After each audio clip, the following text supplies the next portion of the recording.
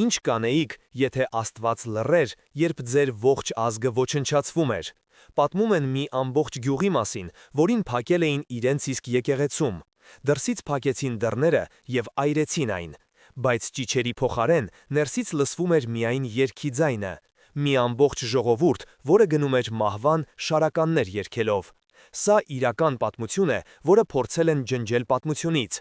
Այսօր մենք կպատասխանենք այն հարցին, որը միլիոնավոր հայեր տվել են իրենց, որտեղ էր Աստված։ Բայց պատասխանը այն չէ, ինչ դուք կարծում եք։ Այն թաքնված է մի հրաշքի մեջ, որը տեղի ունեցավ ճակատամարտի դաշտում,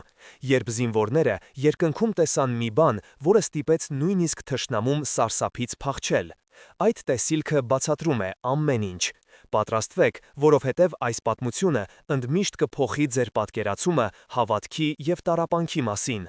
Բաժանորդագրվեք հենց հիմա և մեկնաբանություններում գրեք ձեր քաղաքը, տեսնենք թե քանիսով ենք։ 20-րդ դարի սկզբին Կոստանդնուպոլսի երկինքը դեռևս կրում էր բյուզանդական մայրամուտների ոսկին, սակայն օդում կախված էր մի անբացատրելի սառը լարվածություն, որը սողոսկում էր Բոսֆորի վրայով փչող քամու հետ և նստում քաղաքի հայկական թաղամասերի սրտերում։ Այդ երեկո Սուրբ Երրորդություն եկեղեցու բարձր կամարների ներքո, որտեղ խունքի բույրը խառնվել էր հարյուրավոր վառվող մեղրամոմի անուշահոտությանը, հնչում էր մի ձայն, որը կարծես թե ծնվել էր հենց Հայոց լեռներից։ Մի ձայն, որը պարունակում էր դարերի կարոտ, հաղթանակի ցնծություն և դեռ չծնված սուգ։ Դա Կոմիտաս վարդապետի ձայնն էր, որը ղեկավարում էր իր գուսան երգչախումբը, և նրա մաքուր տենորը, կարծես անմարմին հրեշտակ, սավառնում էր դեպի տաճարի քարե գմբեթը, փորձելով հասնել Աստծուն և նրան պատմել իր ժողովրդի հոգու ամենանվիրական գաղտնիքները։ Սողոմոն Սողոմոնյանը, որն այժմ աշխարհին հայտնի էր որպես Կոմիտաս, ոչ միայն երաժիշտ էր, այլև հայ ժողովրդի հոգու քուրմը, ով գյուղ առ գյուղ ման էր եկել, հավաքելով հազարամյակների խորքից եկող ժողովրդական երգերի բեկորները, դրանք մաքնելով օտարի փոշուց և վերադարձնելով իրենց սկզբնական աստվածային տեսքին։ Նրա երաժշտությունը աղոթք էր, նրա երաժշտությունը պատմություն էր, մարգարեություն և խոստովանություն միաժամանակ, և այդ պահին, երբ նրա ձայնը լցնում էր հավատացյալներով լեփ-լեցուն տաճարը, ոչ ոք չէր կարող կանխատեսել, որ շատ շուտով այդ նույն ձայնը, որը կարող էր բուժել հոգիներ և արցունքներ պարգևել նույնիսկ քարերին, դատապարտված էր լռելու ընդմիշտ, թողնելով միայն ահասարսուր արձագանք մի ողջ ազգի հոգում։ Նրա ձեռքերը, որոնք այնքան նրբագեղությամբ էին ղեկավարում երգչախմբին, շուտով պիտի դողային անզորությունից, իսկ նրա աչքերը, որոնք այժմ փայլում էին աստվածային ներշնչանքից, պիտի տեսնեին այնպիսի սարսափներ, որոնք մարդկային միտքը չէր կարող տանել։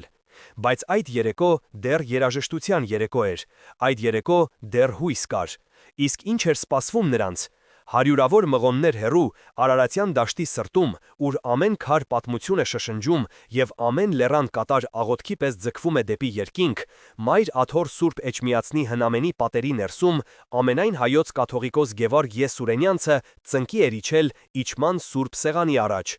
Նրա ալեհեր մորուքը հասնում էր մինչև կուրծքը, իսկ տարիների իմաստությամբ և անքուն գիշերների հոգնությամբ լի աչքերում իր հոտի համար անհանգիստ հովվի տագնապն էր։ Նրա աղոթքները լուր էին, բայց ծանր, ինչպես Արարատի քարերը, քանի որ Օսմանյան կայսրությունից եկող լուրերը գնալով ավելի ու ավելի մտահոգիչ էին դառնում, խոսելով հայերի դեմ աճող թշնամանքի, ձերբակալությունների և անբացատրելի անհետացումների մասին, որոնք սև ամպերի պես կուտակվում էին Արևմտյան Հայաստանի երկնակամարում։ Նա որպես ողջ հայության հոգևոր հայր, իր հոգու ամեն մի բջիջով զգում էր մոտեցող փոթորիկը, որը սպառնում էր արմատախիլ անել աշխարհի առաջին քրիստոնյա ազգին իր բնորանից, և նրա սիրտը կծկվում էր այն հարցից, որը շուտով պիտի հնչեր միլիոնավոր շուրթերից. «Տեր, մինչև ե՞րբ»։ Նա դեռ չգիտեր, որ իրեն վիճակված է լինել ոչ թե հաղթանակած եկեղեցու, այլ խաչված ազգի առաջնորդ, մի հովիվ, ում գառներին գայլերն էին հոշոտելու իր աչքի առաջ։ Նա դեռ չէր պատկերացնում սպասվաղի չափերը։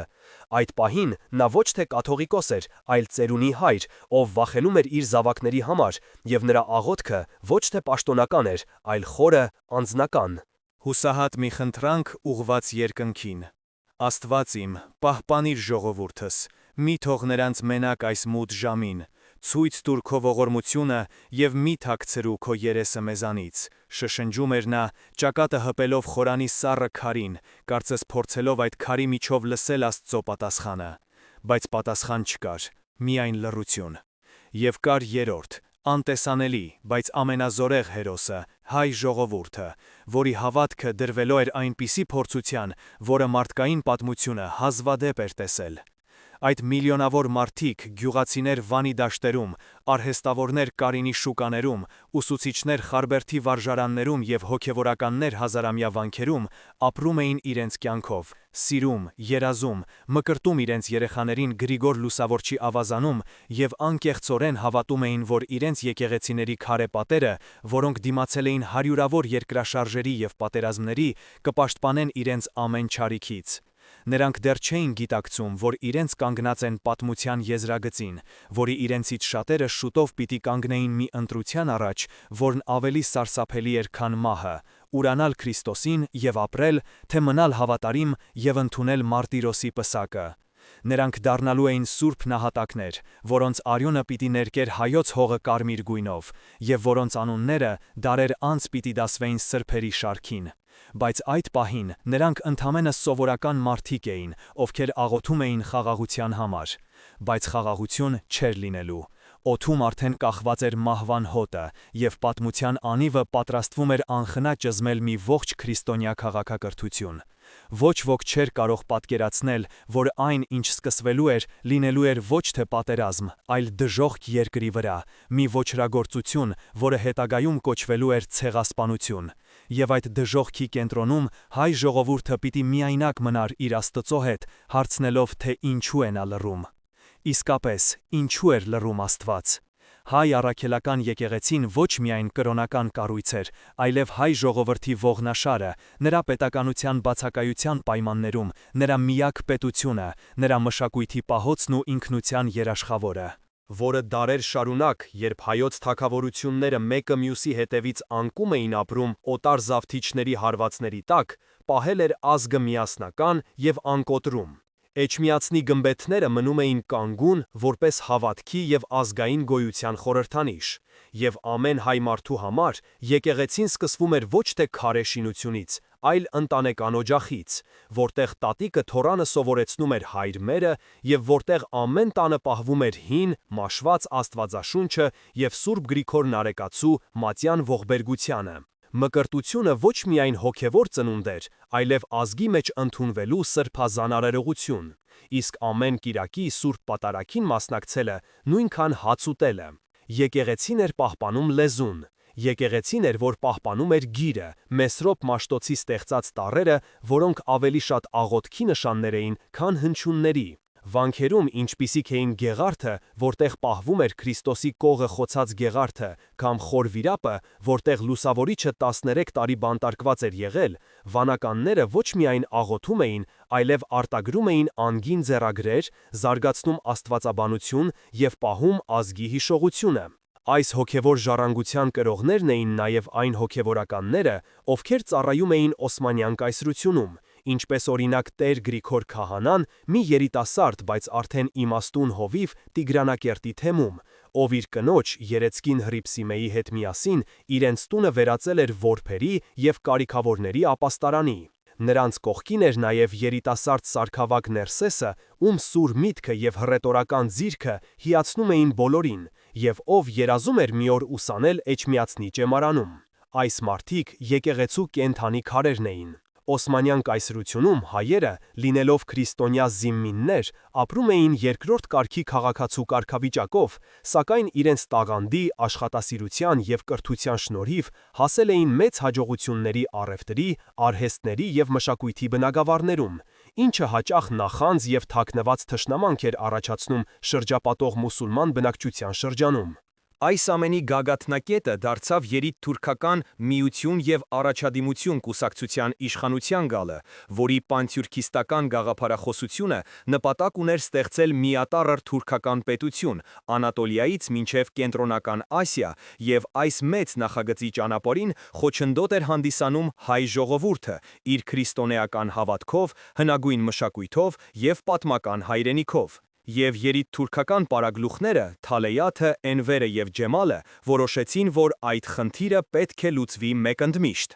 Մոտալուտ փորձության առաջին նշանները սկսեցին ի հայտ գալ դեռևս 19-րդ դարի վերջին, Համիդյան ջարդերի տեսքով, սակայն դա միայն նախերգանքն էր։ Իսկական փոթորիկը սկսվեց առաջին համաշխարհային պատերազմի մեկնարկով, որը կատարյալ քող հանդիսացավ երիտթուրքերի հրեշավոր ծրագիրն իրականացնելու համար։ Սկսվեցին հայ զինվորների զինաթափումն ու սպանությունը թուրքական բանակում, այնուհետև հայ մտավորականության ձերբակալությունն ու ոչնչացումը։ Կոմիտաս վարդապետը, լինելով հայ մշակույթի ամենավառ խորհրդանիշներից մեկը, նույնպես ձերբակալվեց 1915 թվականի ապրիլի 24-ի գիշերը և աքսորվեց հայ մտավորականության ընտրանու հետ միասին։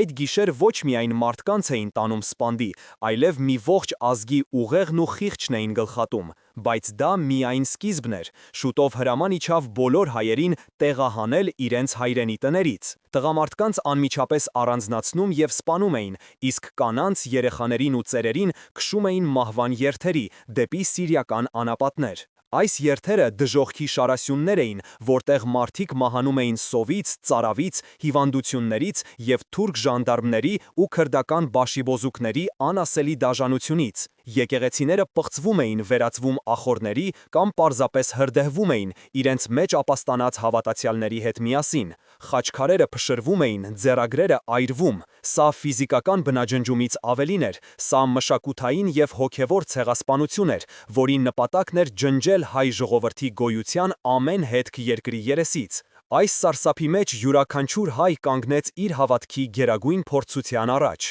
Ինչպես կարող էր ամենակարող և բարի Աստված թույլ տալ այսպիսի չարիք։ Որտեղ էր նա, երբ իրենց մանուկներին սրախոխող էին անում իրենց աչքի առաջ։ Որտեղ էր նա, երբ իրենց աղջիկներին հարեմներ էին տանում, իսկ քահանաներին կենդանի այրում։ Այս հարցերը դանակի պես խրվում էին մարդկանց հոգիների մեջ, սպառնալով սպանել ոչ միայն մարմինը, այլև հավատքը։ Եվ այս մթության մեջ հույսի վերջին կայծը կարծես թե մարում էր։ Բացարձակ չարիքի առջև հայ ժողովրդի հոգևոր պայքարը դրսևորվում էր երկու հիմնական ձևով՝ անհատական և հավաքական, որոնք միահյուսվելով ստեղծում էին տառապանքի և հավատքի մի սարսափելի, բայց և վեհ սիմֆոնիա։ Անհատական մակարդակում յուրաքանչյուր քրիստոնյա կանգնած էր ընտրության առաջ, որը հաճախ ներկայացվում էր պարզ ու դաժան բանաձևով. «Ուրացիր Քրիստոսին, ընդունիր իսլամը և կապրես»։ Այս գայթակղությունը սարսափելի էր, քանի որ այն առաջարկում էր կյանքի պահպանում ամենաթանկ բանի՝ հավատքի դիմաց։ Եվ հազարավորները կանգնեցին այս ընտրության առաջ։ Կային մարդիկ, ովքեր չդիմանալով իրենց երեխաների տառապանքներին, ձևականորեն ընդունում էին իսլամը, հույս ունենալով, որ Աստված կների իրենց սրտի թուլությունը և մի օր հնարավորություն կտա վերադառնալու իրենց հավատքին։ Սակայն նրանց ողբերգությունը խորն էր, քանի որ նրանք ապրում էին մշտական մեղքի զգացումով և հոգևոր աքսորի մեջ։ Սակայն անհամեմատ ավելի շատ էին նրանք, ովքեր ընտրեցին մարտիրոսությունը։ Նրանք դարձան նոր սերներ։ Նրանք իրենց արյամբ վկայեցին Քրիստոսի հանդեպ իրենց սերը, և նրանց պատմությունները անթիվ են ու սրտաջմլիկ։ Տրապիզոնում մի խումբ հայերի նավերով տանում են բաց ծով և խեղդում, և նրանց մեջ էր մի երիտասարդ քահանա, ով մինչև վերջին պահը բարձրաձայն աղոթում էր և օրհնում իրեն խեղդողներին։ Մուշի դաշտում մի ամբողջ գյուղի բնակչությանը հավաքում են եկեղեցում և կրակի տալիս, սակայն նրանք չեն աղաչում, չեն լալիս, այլ միասին երգում են «Ով զարմանալի շարականը», և նրանց ձայնը խառնվում է կրակի ճահճատյունին, վերածվելով մի սարսափելի, բայց և հրաշագեղօր ներգության։ Այս մարդիկ, բախվելով բացարձակ չարիքին, պատասխանեցին բացարձակ հավատքով, և նրանց համար որտեղ էր Աստված հարցը այլևս գոյություն չուներ։ Աստված իրենց հետ էր։ Աստված իրենց հետ էր խաչի վրա, իրենց տառապանքի մեջ, և նրանք գնում էին միանալու նրան։ Հավաքական մակարդակում պայքարը ղեկավարում էր հայ եկեղեցին, իդեմս Գևորգ Կաթողիկոսի, ով էջմիածնում շրջապատված փախստականների բազմությամբ, որոնք բերում էին սարսափելի լուրեր Արևմտյան Հայաստանից, փորձում էր կազմակերպել օգնություն, մխիթարել անմխիթարներին և ամենակարևորը՝ պահել ազգի հոգին չկոտրված։ Նա անդադար նամակներ էր գրում համաշխարհային առաջնորդներին, եկեղեցիների պետերին, աղաչելով միջամտել և դադարեցնել սպանդը, կազմակերպում էր աղոթքի օրեր, հովվական կոնդակներ հղում, հորդորելով հայ ժողովրդին չհուսահատվել և իրենց հույսը դնել Աստծո վրա։ Սակայն աշխարհը մեծ մասամբ լուռ էր, իսկ Աստված անտեսանելի։ Կաթողիկոսի սենյակում գիշերները, երբ բոլորը քնած էին, ալեհեր Հովվապետը մենակ էր մնում իր ցավի և իր հարցերի հետ, քանի որ նա որպես եկեղեցու գլուխ չէր կարող իրեն թույլ տալ կասկածել, բայց որպես մարդ նրա սիրտը արյուն էր կաթում։ Տեր, եթե սա քո կամքն է, տուր մեզ ուժ դիմանալու, իսկ եթե ոչ, ապա ինչու ես թույլ տալիս, որ քո ստեղծած պատկերը այսպես խոշտանգվի, շշնջում էր նա խավարի մեջ։ Եկեղեցական հիերարխիայի միջամտությունը ողբերգական էր և հերոսական, քանի որ հարյուրավոր եպիսկոպոսներ, վարդապետներ և քահանաներ մնացին իրենց հոտի հետ մինչև վերջ։ Նրանց առաջարկում էին փրկություն, եթե նրանք լքեին իրենց ժողովրդին, բայց նրանք հրաժարվեցին։ Նրանք մկրտում էին մահվան գնացող երեխաներին, հաղորդություն տալիս մահամերձներին, թաղում մեռելներին և իրենց օրինակով ոգեշնչում էին մյուսներին։ Նրանք իրականացնում էին քահանայի իրական կոչումը, նրանք դառնում էին Քրիստոսի կերպարանքը իր ժողովրդի համար, պատրաստ զոհվելու իր ոչխարների համար, և նրանցից շատերը սպանվեցին իրենց իսկ եկեղեցիների խորանների առաջ, դառնալով և քահանա, և զոհ, ինչպես Քրիստոսը Գողգոթայում։ Եվ այս ամենի մեջ կար Կոմիտասի ողբերգությունը։ Նրան միջազգային հանրության ճնշման շնորհիվ ազատեցին Աքսորից և վերադարձրին Կոստանդնուպոլիս, բայց դա այլևս նույն Կոմիտասը չէր։ Այն, ինչ նա տեսել էր Աքսորի ճանապարհին, իր ընկերների սպանությունը, հայ ժողովրդի անասելի տառապանքները, կոտրել էին նրան Նուրբ Հոգին։ Նրա երաժշտությունը լռեց։ Նա, ով հավաքել էր հայ երգի մարգարիտները, այլևս չէր կարողանում երգել, և նրա միտքը մթագնեց, և նա իր կյանքի մնացած 20 տարիներն անցկացրեց Փարիզի հոգեբուժարանում, մշտական մղձավանջների մեջ։ Կոմիտասի լռությունը դարձավ ցեղասպանության ամենասարսափելի խորհրդանիշը, մի ողջ ազգի հոգու սպանությունը։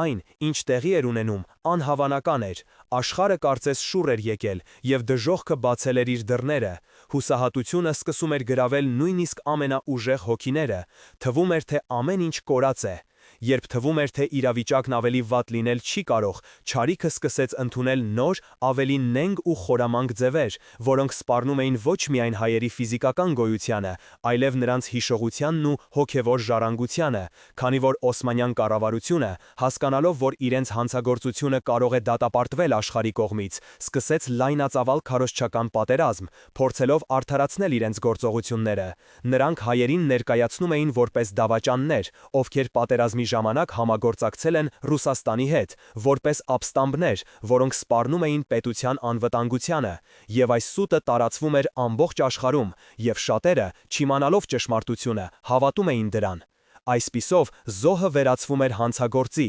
իսկ մարդասպանը կարգուկանոն հաստատողի։ Սա սարսափելի հարված էր վերապրողների համար, քանի որ նրանք ոչ միայն կորցրել էին իրենց հարազատներին, տունն ու հայրենիքը, այլև այժմ ստիպված էին լսել, թե ինչպես են պղծում իրենց նահատակների հիշատակը։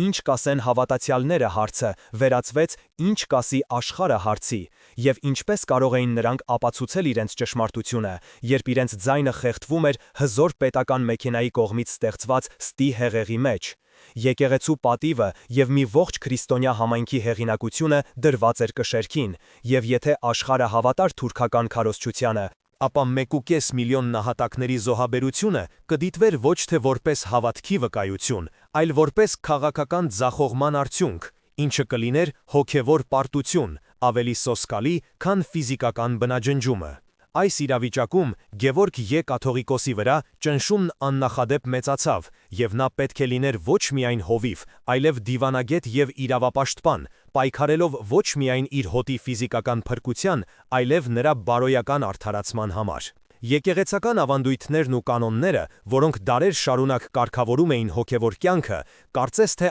անզոր էին այս նոր իրականության առջև։ Ինչ ասել այն կնոջը, ում բռնի կերպով մահմեդականացրել են և ամուսնացրել իր ամուսնուն սպանողի հետ։ Ինչպես վերաբերվել այն երեխաներին, որոնք մեծացել են քրդական կամ թուրքական ընտանիքներում և մոռացել իրենց լեզուն ու կրոնը։ Սրանք հարցեր էին, որոնց պատասխանները գրված չէին եկեղեցական կանոնագրքերում, և ամեն սխալ որոշում կարող էր ճակատագրական լինել։ Իրավիճակը բարդացավ նաև ներսից։ Վերապրողների մեջ սկսվեցին տարաձայնություններ, ոմանք, կորցնելով ամեն ինչ, լցվեցին վրեժխնդրության ծարավով և սկսեցին քննադատել եկեղեցու պասիվ դիրքորոշումը, պահանջելով զինված պայքար։ Մինչև երբ պետք է ողբանք ու աղոթենք, Քրիստոսը նաև մտրակ վերցրեց և վաճառականներին դուրս հանեց տաճարից, ասում էին նրանք։ Մյուսները, ընդհակառակը, ընկան խորը հուսահատության մեջ, կորցնելով հավատքը և Աստծո, և մարդկանց նկատմամբ։ Եթե մեր հավատքը չկարողացավ մեզ փրկել, ապա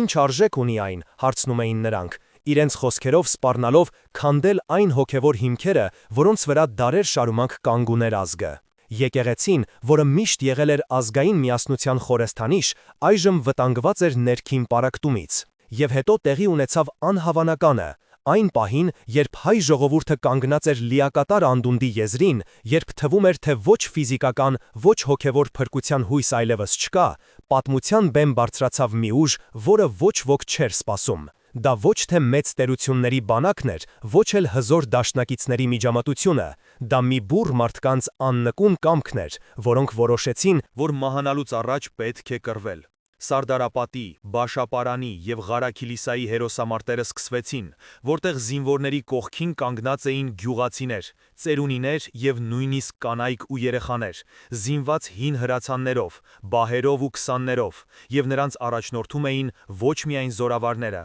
այլև հոգևորականները, ովքեր խաչը ձեռքներին քաջալերում էին մարտիկներին։ Այդ մարտերը ռազմական տրամաբանությանը հակասում էին, հայկական ուժերը քանակով և սպառազինությամբ բազմակի անգամ զիջում էին թուրքական բանակին, բայց նրանք ունեին մի բան, որ թուրքերը չունեին. նրանք կռվում էին իրենց հողի վերջին թիզի, իրենց ընտանիքների փրկության և իրենց ազգի գոյության իրավունքի համար։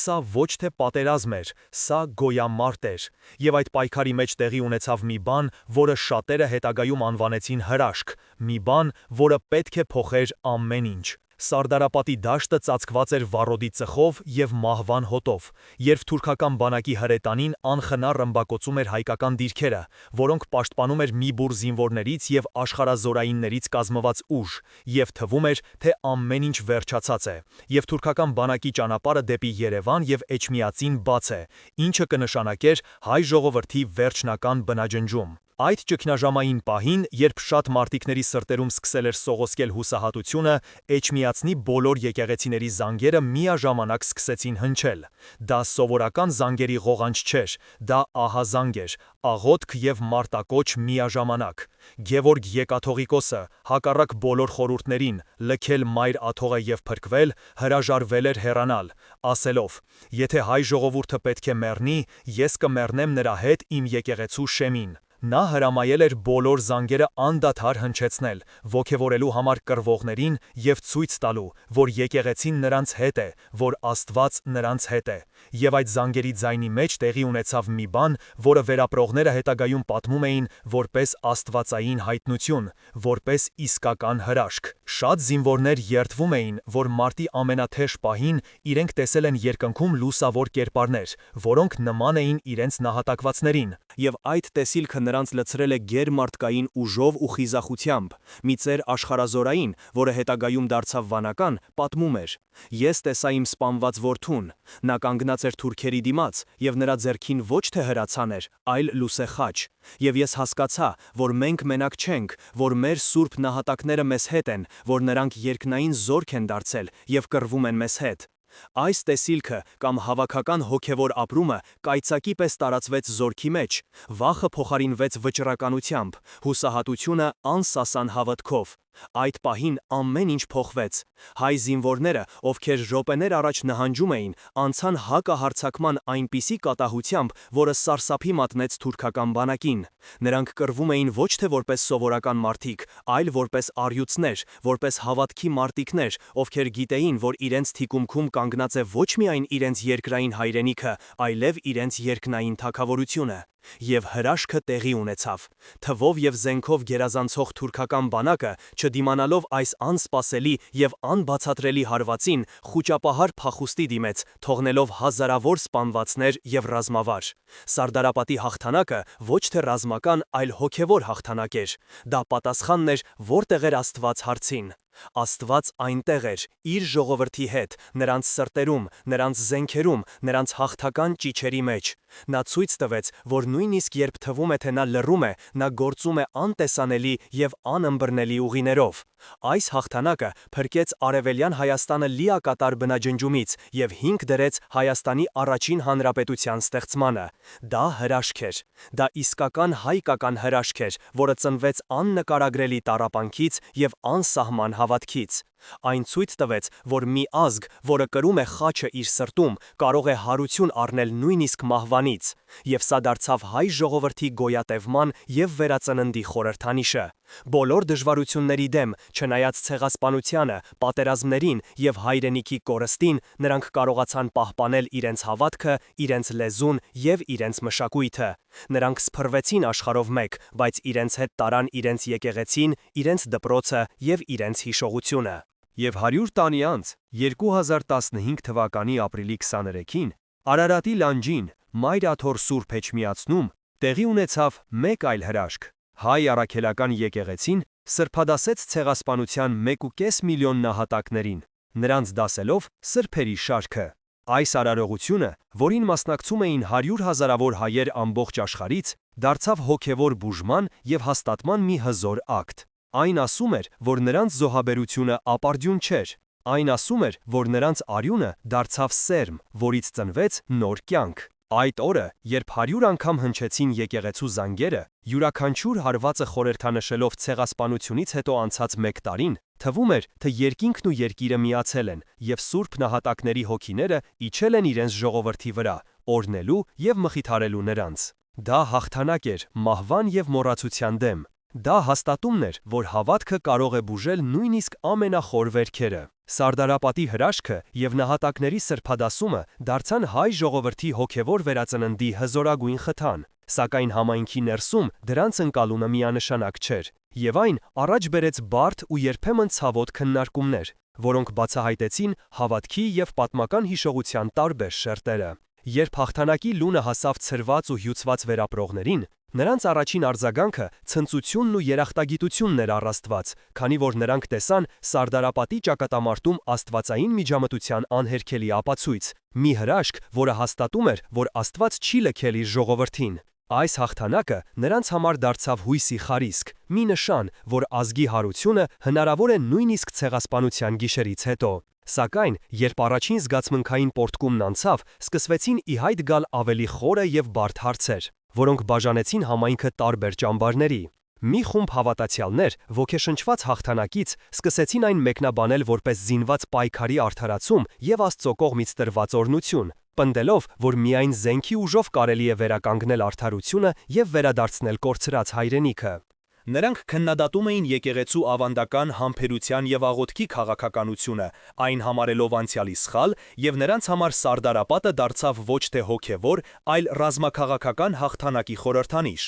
Նրանք դարձան նոր դաշնակիցներ այն ուժերի համար, ովքեր հավատում էին վրեժխնդրությանը։ Մյուսները, ընդհակառակը, վախենում էին այս մարտական ոգուց, քանի որ նրանք տեսնում էին դրա մեջ քրիստոնեական ներողամտության և սիրո պատվիրաններից հեռանալու վտանգ, և նրանք պնդում էին, որ Սարդարապատի հրաշքը տեղի ունեցավ ոչ թե զենքի, այլ հավատքի և աղոթքի շնորհիվ։ Նրանց համար հաղթանակը ոչ թե վրեժի, այլ գոյատևման և նոր կյանք կառուցելու կոչ էր, և այս խումբը դարձավ եկեղեցու ավանդական թևի հենարանը, որը գլխավորում էր Գևորգ Եկաթողիկոսը։ Նա հասկանում էր երկու կողմերի տրամադրությունները, բայց փորձում էր պահպանել հավասարակշռությունը, ընդգծելով, որ ֆիզիկական քաջությունը պետք է ուղեկցվի հոգևոր խոնարհությամբ, իսկ արդարության ձգտումը չպետք է վերածվի կույր ատելության։ Նրա խոսքերը, սակայն, ոչ բոլորին էին հասնում, նոր հակառակորդներ հայտնվեցին։ Նահատակների սրբադասման գաղափարը նույնպես առաջացրեց բուռն բանավեճեր, որոնք էր ավելի խորացրին համայնքի ներսում առկա ճաքերը։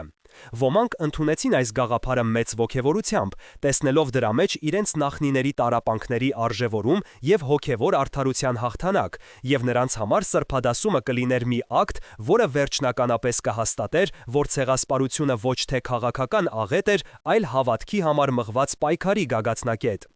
Բայց կային նաև այլ ձայներ։ Որոշ աստվածաբաններ եւ հոգեվորականներ զգուշություն էին հայտնում, պնդելով, որ սրբադասումը չափազանց բարդ եւ պատասխանատու գործընթաց է եւ որ հնարավոր չէ հավաքականորեն սրբադասել 1.5 միլիոն մարդու առանց յուրաքանչյուրի կյանքն ու մահվան հանգամանքները մանրամասն ուսումնասիրելու։ Ինչպես կարող ենք վստահ լինել, որ բոլորն են մահացել հանուն Քրիստոսի եւ ոչ թե պարզապես որպես պատերազմի զոհեր, հարցնում էին նրանք, իրենց խոսքերով կասկածի տակ դնելով մի ամբողջ ազգի մարտիրոսությունը։ Կային նաև մարդիկ, ովքեր կորցնելով իրենց հավատքը, ցինիկորեն էին վերաբերվում սրբադասմանը, այն համարելով եկեղեցու փորձ, սեփականաշնորհելու ժողովրդի ցավը եւ այն օգտագործելու իր ազդեցությունն ուժեղացնելու համար։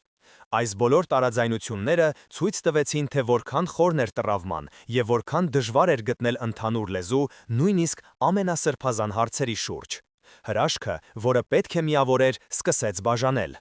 Այս բարդ իրավիճակում Գևորգ Ե կաթողիկոսը եւ մյուս հոգևոր առաջնորդները հասկացան, որ պետք է գործել շատ զգույշ եւ իմաստուն։ Նրանք սկսեցին երկարատև աշխատանք, ուսումնասիրելով վկայություններ, հավաքելով պատմություններ եւ զարգացնելով նահատակության աստվածաբանությունը, որը կկարողանար պատասխանել բոլոր բարդ հարցերին։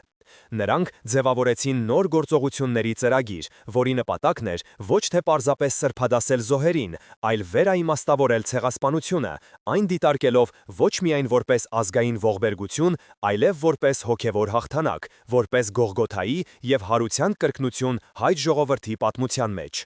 Դա երկար ճանապարհի սկիզբն էր, ճանապարհ, որը տևեց 100 տարի։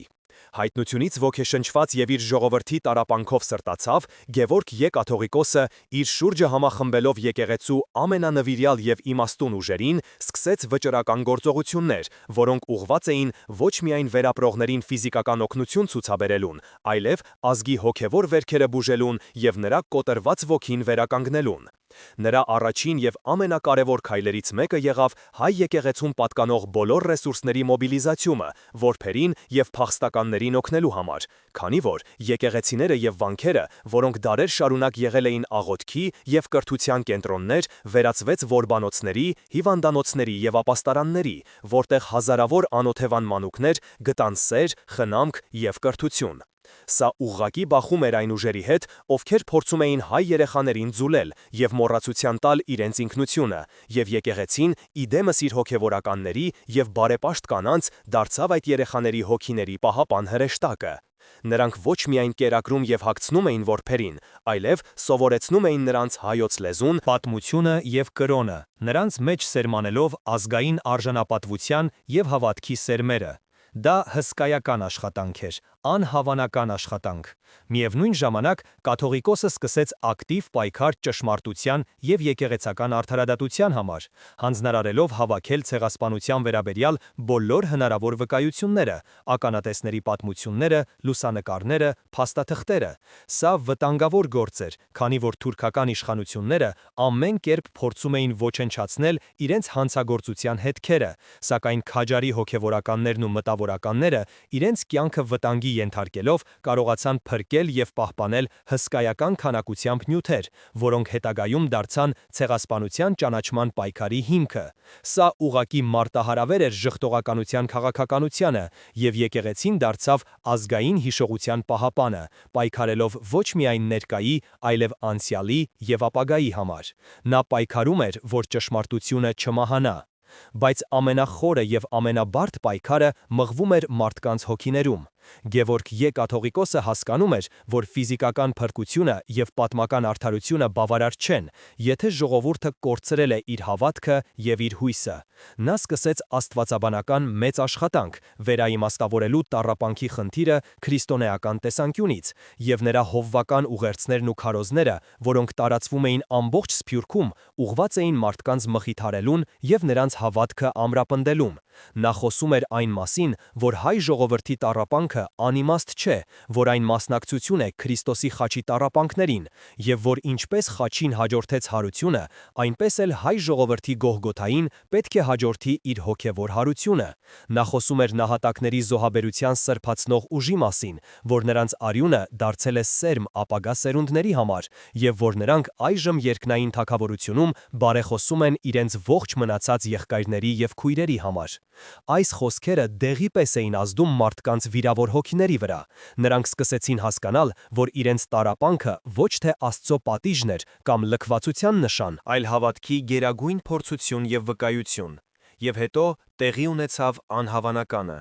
Այս հոգևոր վերածննդի գագաթնակետը դարձավ ցեղասպանության նահատակների սրբադասման գործընթացի սկիզբը, որը, ինչպես տեսանք, հարուցեց բազմաթիվ վեճեր, սակայն կաթողիկոսի և նրա համախոհների անսասան կամքի շնորհիվ այն շարունակվեց։ Սա պայքար էր ոչ միայն արտաքին թշնամիների, այլև ներքին կասկածների և հուսահատության դեմ։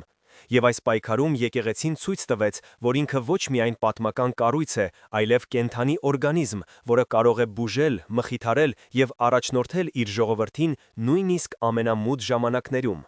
Այս գործողությունները փոխեցին ամեն ինչ, նրանք վերականգնեցին հույսը։